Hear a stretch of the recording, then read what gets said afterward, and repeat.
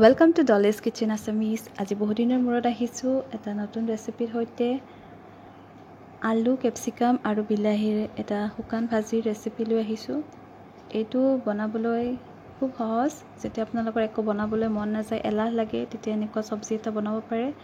তাৰ বাবে মই বইল কৰি লৈছোঁ ডাঙৰ ডাঙৰ আকাৰৰ 4টা আলু, 2টা পিঁয়াজ সৰু সৰুকৈ কাটিছোঁ, অকণমান নহৰু কাটিছোঁ, এয়া আধা ইঞ্চিমান আদাৰ টুকুৰা, এটা বিলাহী আৰু এয়া মই 4টা কেপচিকাম 4 টুকুৰাকৈ, এটা কেপচিকামৰ 4 টুকুৰাকৈ কাটি লৈছোঁ।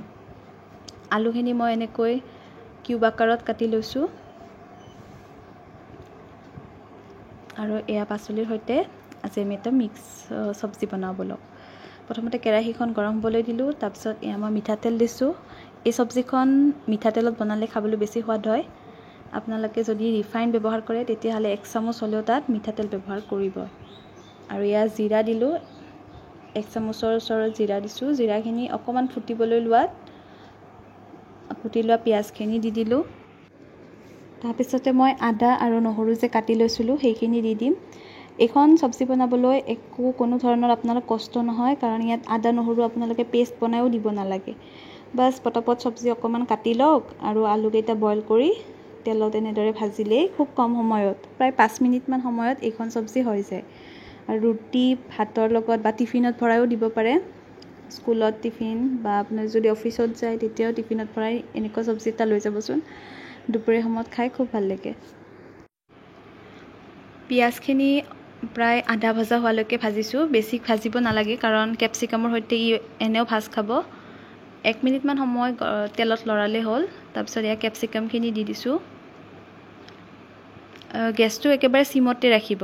গোটেই চব্জিখন বনাই হোৱালৈকে গেছটোৰ ফ্লেমটো চিমত ৰাখি দিব, নহ'লে পিঁয়াজবোৰ সোনকালে জ্বলি যাব পাৰে।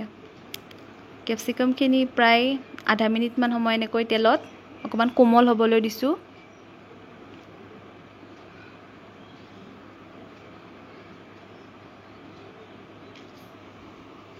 কেপচিকামৰ চব্জিটো খাই খুবেই টেষ্টি হয়।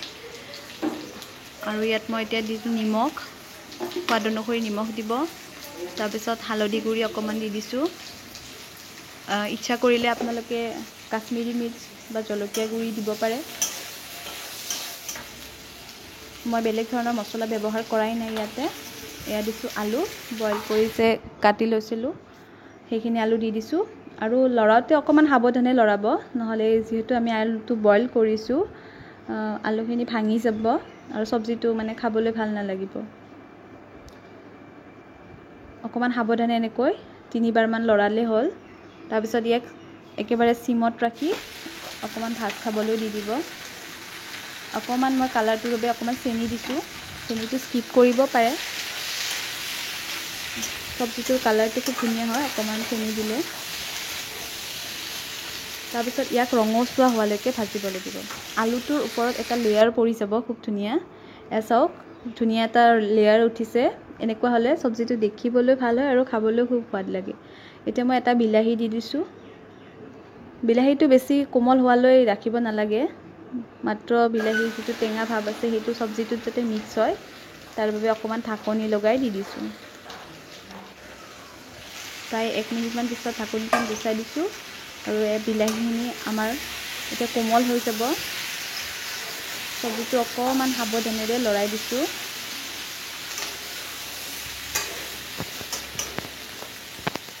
আপোনাৰ ঘৰত পনীৰ থাকিলে এইখিনি সময়তে ইয়াত অকণমান পনীৰ টুকুৰা কৰি কাটি দিলে আৰু বেছি সোৱাদ হ'ব। কেঁচা জলকীয়া দিলোঁ 2টা।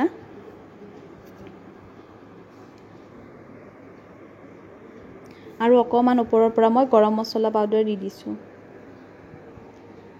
বাছ, ইয়াত আৰু একো দিব নালাগে। অকণমান লৰাই ওপৰৰ পৰা ধনিয়া পাত থাকিলে কাটি দিব পাৰে। আৰু একেবাৰে চিমত ৰাখি এনেকৈ প্ৰায় আৰু 1 মিনিটমান সময় ৰাখিছোঁ। এয়া চাওক কি ধুনীয়া কালাৰ এটা আহিছে। কেপচিকামো কোমল হৈ গৈছে আৰু আলুৰ ওপৰত এটা ধুনীয়া লেয়াৰ আহিছে। এইখিনি টাইমত মই অকণমান এয়া বঙলা ধনিয়া পাত আছে ঘৰৰে, তাকে অলপমান কাটি দিছোঁ, যিহেতু এতিয়া ছিজনত আমাৰ সেইটো ধনিয়াটো নাপায়। আৰু এয়া আমাৰ ৰুটি, ভাতৰ লগত খাব পৰা খুব ধুনীয়া মিক্স চব্জি এটা তৈয়াৰ হৈ গ'ল। এই চব্জিটো বনাই খাবচোন আপোনালোকে আৰু কমেণ্ট ছেকশ্যনত জনাব কেনেকুৱা পাইছে